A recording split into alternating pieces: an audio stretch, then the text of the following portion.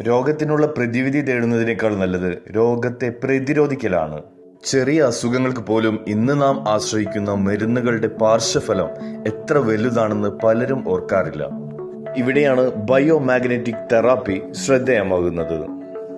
Biomagnetic പ്രോഡക്റ്റുകൾ ഉപയോഗിച്ചുകൊണ്ട് വരാനിരിക്കുന്ന ജീവിതശൈലി രോഗങ്ങളെ പ്രതിരോധിക്കുവാനും നിലവിലുള്ള രോഗങ്ങൾക്ക് പരിഹാരം കണ്ടെത്താനും സാധിക്കുന്നു.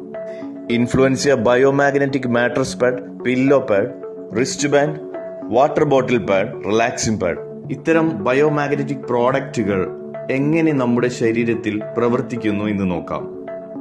മനുഷ്യ ശരീരത്തിലെ 99% രോഗങ്ങൾക്കും പ്രധാന കാരണം ശരിയായ രീതിയിലുള്ള ബ്ലഡ് സർക്കുലേഷൻ അഥവാ രക്തചംക്രമണം നടക്കാത്തതാണ്. ശരീരത്തിലെ സെല്ലുകൾക്ക് ആവശ്യമായ ന്യൂട്രിയൻസും ഓക്സിജനും എത്തിച്ചു നൽകുന്ന ജീവനുള്ള ടിഷ്യൂ ആണ് രക്തം. രക്തത്തിലെ ഹീമോഗ്ലോബിനിലെ പ്രധാന ഘടകമാണ് അയൺ.